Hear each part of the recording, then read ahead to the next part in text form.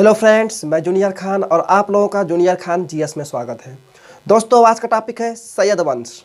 सैयद वंश जो कि दिल्ली सल्तनत का चौथा वंश है।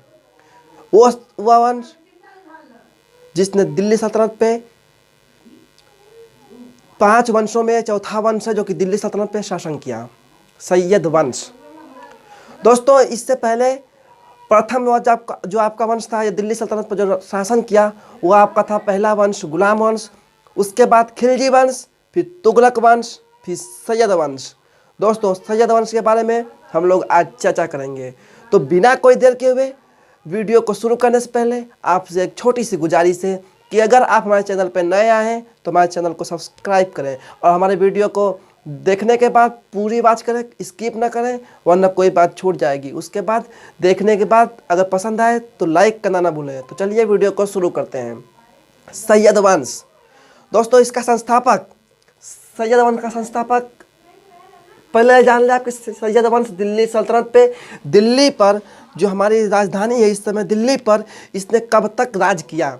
तो इसने लगभग 1414 से 1451 ईस्वी तक इसने दिल्ली पर शासन किया। इस वंश ने दिल्ली पर शासन किया। 1414 से 1451 तक दिल्ली पर शासन किया। लगभग 36 वर्ष, नहीं 37 वर्ष, लगभग 37 वर्ष इसने दिल्ली सल्तनत पे, दिल्ली पर शासन किया। ये सैयद वंश आपका दिल्ली सल्तनत का चौथा वंश है जिसके बारे में हम लोग पढ़ रहे हैं। इसका संस्थापक था वो खिज्र खां था। खिज्र खां, जब वह तुगलक वंश में जो आखिरी शासक था, उसके समय फिरोज शाह तुगलक या उनके बाद नहीं फिरोज शाह तुगलक के समय वहाँ पे बहुत से मंगोल आक्रमण, तैमूर आक्रमण होने लगे। तो तैमूर ने जब यहाँ पे उनके बाद जब कुछ समय जो राज जीता था, तो वे इसे खिज्र खां को मुल्तान का शासक बना दिया उसने। तो ये खिज्र खां अपने को तैमूर का ही वंश कहता था, तैमूर का ही वंशज कहता था। खिज्र खां तैमूर का ही वंशज अपने आप को कहता था। तो क्या हुआ कि खिज्र खां जो कि सैयद वंश का संस्थापक है, वैसे तो हम लोग सैयद वंश के बारे में बहुत कुछ पढ़ने की ज़रूरत भी नहीं है और भी कुछ टॉपिक्स बनते नहीं हैं, लेकिन कुछ इंपॉर्टेंट टॉपिक्स है जो हम लोग पढ़ लेते हैं। हम लोग पढ़ने की कोशिश कर रहे हैं आज कि जो संस्थापक खिज्र खां है, ये इसको उपाधि रैयत आला की मिली थी। रैयत आला की उपाधि खिज्र खां को मिली थी। और इसने, खिज्र खां ने जो सिक्के चलवाए, उस सिक्कों पर इसने तैमूर के बेटे शाहरुख की चित्र था। उस पर तैमूर के बेटा शाहरुख की फोटो थी जो खिज्र खान ने अपने सिक्के चलवाए थे। ये खुद को तैमूर का ही वंश बोलता था। उससे पहले या दिल्ली पर राज शासन करने से पहले ये मुल्तान का शासक था। दिल्ली पर शासन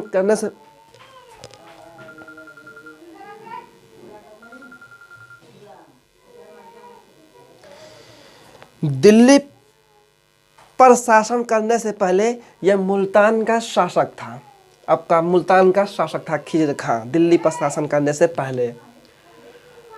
फिर उसके बाद ये खिज्र खां के बाद और कोई टॉपिक्स नहीं है पढ़ने के बारे में। खिज्र खां के बाद आपका जो अगला शासक हुआ, ये दिल्ली आपका सैयद वंश का जो अगला शासक हुआ, दूसरा शासक, वो आपका हुआ ये मुबारक शाह, जो कि 1414 ईस्वी से 1421 ईस्वी तक शासन किया। 1414 से 1421 ईस्वी तक मुबारक शाह ने शासन किया। यह स्वयं को स्वतंत्र कर दिया। यह स्वयं को सुल्तान कहने लगा, स्वयं को स्वतंत्र बोल दिया। मतलब कि ये खुद को कहता था, मैं स्वतंत्र हूँ, मैं किसी के अंडर में नहीं हूँ, मैं तैमूर के अंडर में नहीं हूँ, मैं तैमूर के वंशजों के अंडर में नहीं हूँ। जैसा कि उसका बाप ने तैमूर वंश, जो खिज्र खां संस्थापक है सैयद वंश का, वो खुद को तैमूर का वंशज बोलता था, तैमूर के अंडर में काम करता था। लेकिन इसने कभी तैमूर के अंडर में काम नहीं किया।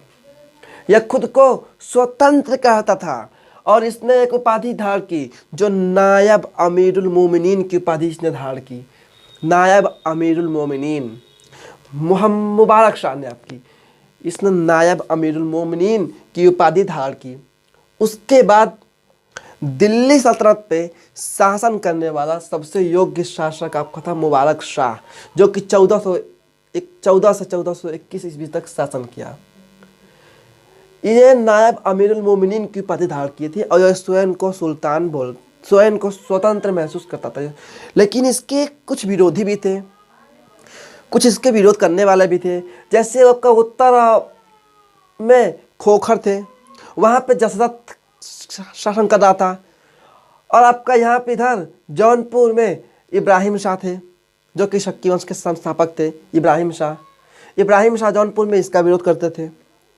ये खुद को इतना मतलब वो करने लगे कि मैं दिल्ली पर कब्जा कर लूँगा, मैं मुबारक शाह को हरा दूंगा। और फिर ये इब्राहिम शाह, और इधर जो आपका दक्षिण में है वहाँ पे मालवा में अलफ खां और मोहम्मद खां ने ये इसका विरोध किया। अलफ खां और मोहम्मद खां ने इसका विरोध किया मुबारक शाह का। तो मुबारक शाह देखिए, अब ये जसरत इन तीनों से कैसे निपटा। जो जसरत था, इसको इसकी बीवी ने ही इसकी हत्या कर दी, इसकी पत्नी ने ही इसकी हत्या कर दी। जसरत की हत्या इसकी पत्नी ने ही कर दी, क्योंकि ये अपनी पत्नी के बाप यानी अपने ससुर को मार डाला था। उनको मार कर इसने जबरन शादी की थी। तो इसकी तो ऐसे ही काम खत्म हो गया। इसे तो अपनों ने नहीं लूटा, गैरों में कहाँ दम था। इसे तो अपने ने लूट लिया, गैरों में कहाँ दम था। अब आप कहता है जौनपुर में इब्राहिम शाह, तो ये मुबारक शाह इससे युद्ध करने के लिए जौनपुर आया। जौनपुर में इससे युद्ध किया। इस युद्ध में मुबारक शाह जीता और ये जौनपुर में ये इब्राहिम शाह पराजित हुए। और ये मुबारक शाह का अलफ खां से भी और मोहम्मद खां से भी उसने युद्ध किया, और जिसमें वो विजयी हुआ, उसे विजय प्राप्त हुई।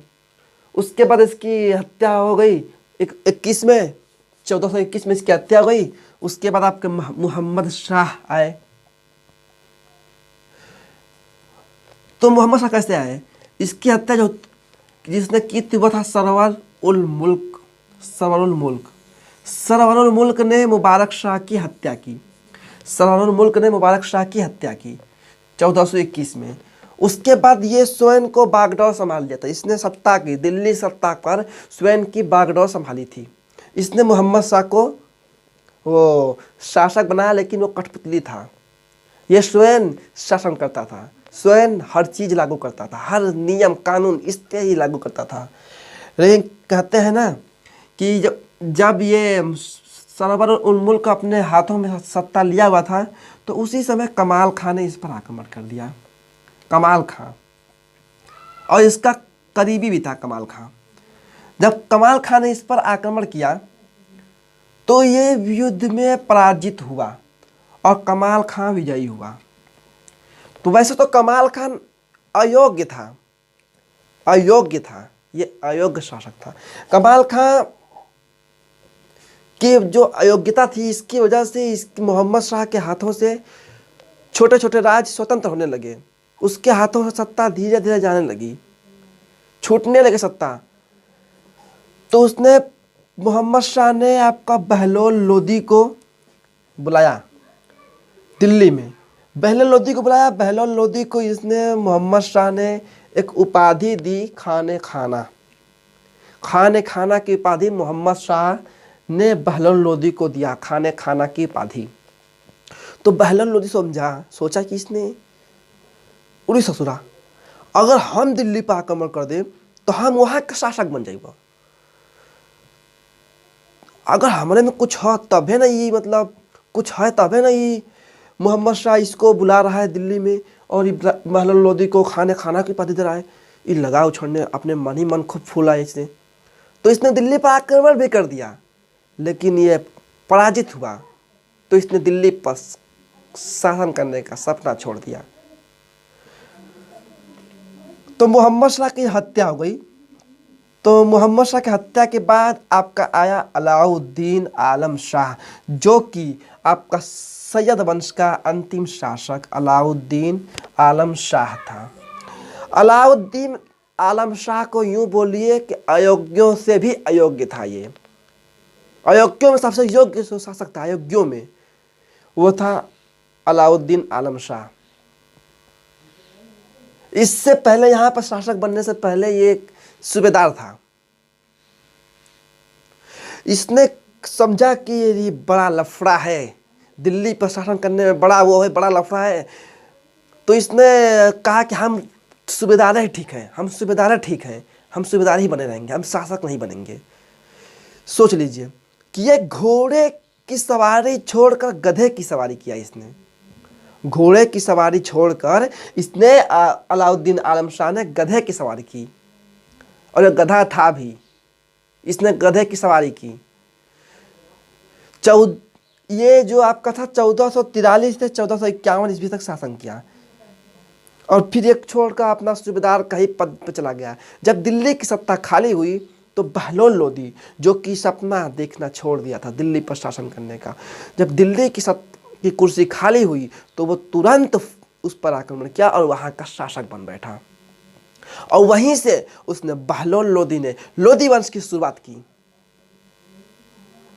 तो आज का टॉपिक होता है समाप्त। अब लोदी वंश की शुरुआत हम लोग अगले वीडियो में करेंगे। लोदी वंश के बाद आपका ये मुगल वंश आया, जो कि सबसे ज़्यादा भारत पर सबसे अधिक वर्ष तक इसने शासन किया, मुगल वंश ने, और बहुत शक्तिशाली इसके शासक भी हुए मुगल वंश के। तो उन सब के बारे में हम लोग अगले वीडियो में चर्चा करेंगे। दोस्तों, अगर आपको वीडियो पसंद आया हो तो आप लाइक करना ना भूलें। देखिए, मैं फिर कह रहा हूँ आपसे, लाइक करना ना भूलें, और अगर हमारे चैनल पर नए हैं तो सब्सक्राइब करना ना भूलें। तब तक के लिए गुड बाय।